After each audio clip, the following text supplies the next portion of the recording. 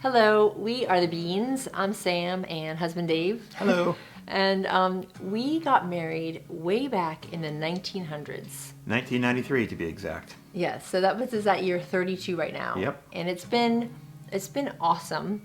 We have conflict and argue just like the rest of them, but overall amazing. There have been a few years in there that have been just not awesome at all. And so those are actually the years that we want to talk about here today. Yeah, it's easy to talk about all the good times and the family vacations and all the fun things we do, and those are awesome. I love those times, but we've found a lot of value and help for people, and not just sharing the good moments of our life, but the bad ones as well. And so for us, the worst one was a season of infidelity. Yeah, and so the desire in sharing that, since I was the one who had the affair, you'd be like, why would you want to share that? But there's a few reasons why. One of which is that when you go through something like betrayal, no matter which side of things you're on, it's crushingly isolating. And so just in sharing, maybe someone will know you're not alone. Also, I think something in our story hopefully can give someone walking through this some tools to help with their healing, and just maybe feel like have a glimmer of hope today. Yeah. Let's back up a little bit. So this was about 15 years into our marriage when this happened. Yeah. And honestly, we didn't see it coming because we had, like you said, had a great marriage. We had moved all across the country, kind of having fun, doing stuff, and landed here in good old Franklin, Tennessee. We have two amazing sons. We were raising them, and I had a thriving business that was going, and things seemed to be going really well. Yeah, everything from the outside, and I would say even inside, seemed to be going well. We weren't in any sort of marriage crisis or anything like that.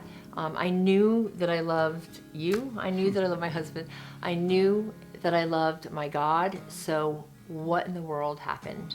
So to try to figure that out, I have to go back to my childhood. And my dad had multiple affairs. My grandfather had an affair, other family members. So I knew the heartache and brokenness that infidelity has on a family.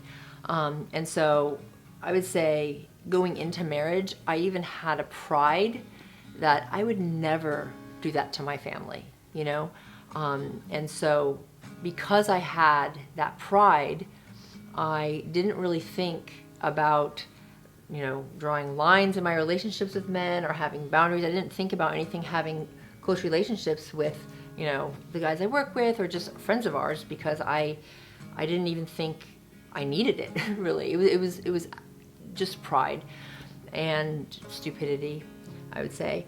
And so because I didn't have those boundaries, what started out as an innocent friendship with a man turned into something more. And the first time any line of friendship was crossed with this man, I think about within a week, I told Dave. I came to him and told him what happened. Yeah, when you first came to me, obviously I was shocked. I didn't see it coming, and I never thought that you would do something like that, because we had a good marriage, and I knew you as this amazing woman of God, and so, but, I loved her. She was my wife, and I knew, she was worth fighting for, and I thought, this is a one-time thing. I'll forgive her, we can move on and just get on with our lives. We'll put this behind us. Yeah. And unfortunately, and just tragically, I would say, I entered back into that relationship. Only this time it was more intentional, which made it just, I would say, darker would be the appropriate word. So here I was in this relationship that went against everything I believed in, everything I wanted, everything I knew, to be true. And yet the strangest thing was also occurring simultaneously. So throughout this season of just rebellion and sin, I've never seen the Lord more supernaturally, more miraculously, more up close and personal than I have in my entire walk with the Lord. And I've been a Christian since I was a little kid, and I believe that it was a loving father pursuing a wayward daughter. He would literally give me ways out of the temptations that would come my way. He would give me warnings. I would know he was drawing me to himself, you know. I was seeing what I knew were signs and supernatural, these supernatural things that he was doing. And I was so just lost in the way of sin that I would see these things, know it was the Lord, and yet turn my head and carry on my own way. And it's hard to explain how I could be seeing all of these things, knowing my Father in heaven was pursuing me and loving me, and yet still being carrying on in such gross sin.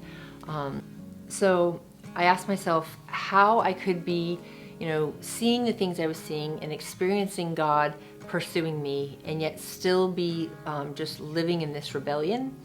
But sin has a way of numbing you out. So the more you sin, the more numbed out you get. And, each time you say yes to it, it just has a greater grip on you. And so, after a while, you're in a really dangerous place because you can be carrying on and that conviction starts to leave. And I had that conviction, but it was getting more and more just muted as I continued in that lifestyle. So moving forward to how this ended, the Lord's hand of correction and these signs that I was seeing were getting heavier and more just in my face. And so, the numbness that I had talked about started to fade. I started to feel my heart again, because when you're walking in sin and rebellion, your heart really does get hardened. And so it started to soften, and I just looked around at the damage from everything that I was doing, the damage that it was doing to you, and just thinking about the Lord, that conviction started to come back. And, everything that this disobedience was doing to the one who loves me most, I was turning my back on him time and time again. And so I started to feel all of that and not want that, and so I found myself just on my knees before the Lord saying, Lord, I need your forgiveness. I need your rescue. Help me. And wow, the Lord came into that moment so powerfully, so fatherly, I would say. And was just like, I love you. You're my daughter. Welcome home.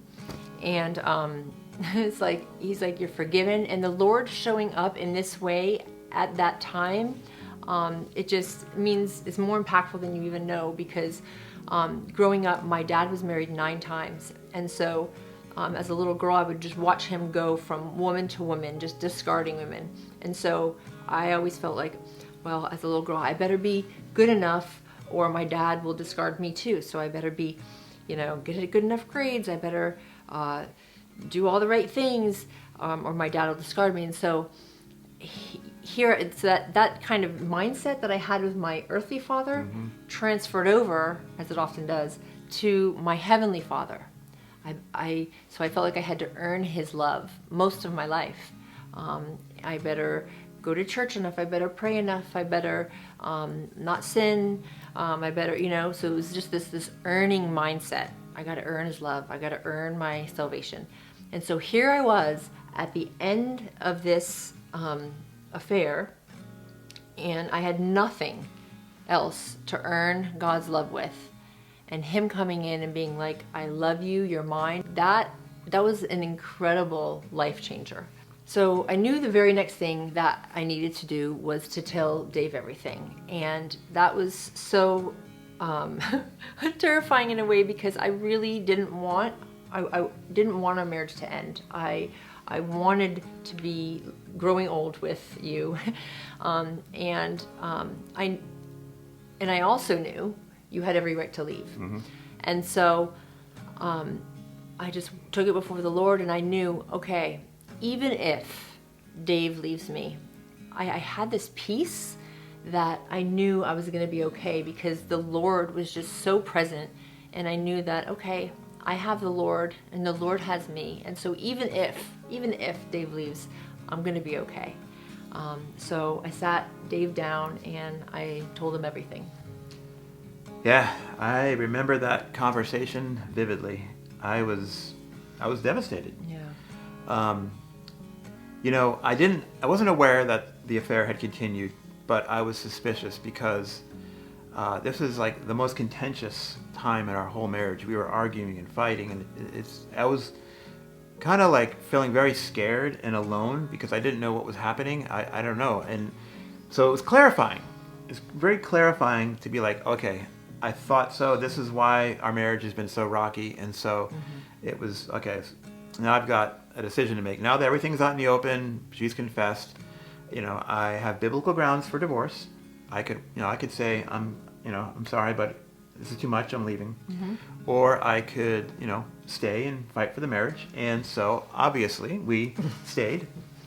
And, the reason that I stuck around and am here today is because I could see a real heart change in Sam. I could tell that God had gotten a hold of her heart and brought her back to the Sam Bean that I know and love. And it was pretty obvious. And so I could look ahead and I could be like, okay, I got my Sam back. I looked to the future and I could see this great future we would have, this great fun times again. And so I was like, yeah, we do have. And so I was like, okay, we're going to make this work. You know what? And so I decided we're going to make it work, all that. But then I had another choice to make. And that was about forgiveness. And you can't move on until you settle this in your mind. I forgave her, but there was two reasons why I forgave her. And the first reason was kind of going back, I love her, she's my wife, I forgive you. But the second reason that I forgave her was, I think, just as important. I had to forgive Sam for myself. I'm not going to go into my whole life story, but I had a pretty rough, bad, sinful life until I got saved at the age of 21. And so there's that verse in the Bible that I take very seriously where Jesus says, if you don't forgive your brother who sins against you, your heavenly Father won't forgive your sins. And that's a pretty heavy verse. And so my mind was like, okay, well, if I don't forgive Sam for this, God's not going to forgive me. And the Bible talks about unforgiveness being a torture. I don't want to be tortured. I don't want to be eat up inside the rest of my life. And so I forgave her because I love her, and I forgave her because I needed it. I needed to move forward. I needed to cleanse my soul. And so, yeah, I forgave her, and we moved on. This time for good, for real. So these days, sometimes I'll hear Dave talking to someone and he'll be saying, my wife is the godliest woman I know. And I always think to myself, oh my gosh, if anyone is in that room and knows our story, they must be thinking, well, he must not know many people then. But that is the way that he sees me now, the same way that my Father in heaven sees me, as holy and forgiven.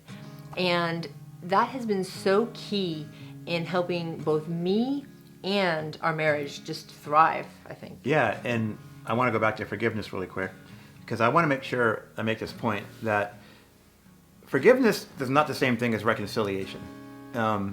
Like I said, I had a choice. I could have left. And so if you're watching this and you're going through this or you've been through this, and you're like, well, I don't want to stay with her or him or whatever. It's like, that's fine. That's your choice to make. Nobody can tell you what to do, but forgiveness is not optional. Reconciliation and forgiveness are two different things. You can do the biblical thing, the biblical grounds thing, and leave, and there's no shame in that at all. But forgiveness is a must for you to move forward. For yourself, you have to forgive from your heart, and that takes time. That's not easy. It was not instant for me. It's a process, and so only by God's grace can we actually have not just the ability to forgive, but the desire to forgive. And so it is a process. It's not going to happen all at once, but you walk it out, it gets easier and easier. Yeah. Time is a really good healer. True. So, to sum things up briefly, even if things don't turn out the way that you want them to, God can take our failures, He can take our pain and our messes and use it all to birth something new and beautiful inside of us. And, of course, we hope that every marriage makes it through infidelity, but even if yours doesn't, if you have breath in your lungs and blood coursing through your veins, there's something God has for you. God has things for you. He has things He wants to do in your life and even through your life, right? Yeah, and I couldn't have said any better myself. And I think I would just add, we're never going to be, we're all a work in progress. Yeah. None of us are finished. And so we're not going to be perfected this side of heaven. But what I love about God is that He says His mercies are new every morning and that He is near to the brokenhearted. Yeah. Now, what a God. Yeah. So I guess that wraps it up. So Thanks for listening. Feel free to reach out, and we say God bless you. Yeah, thank you.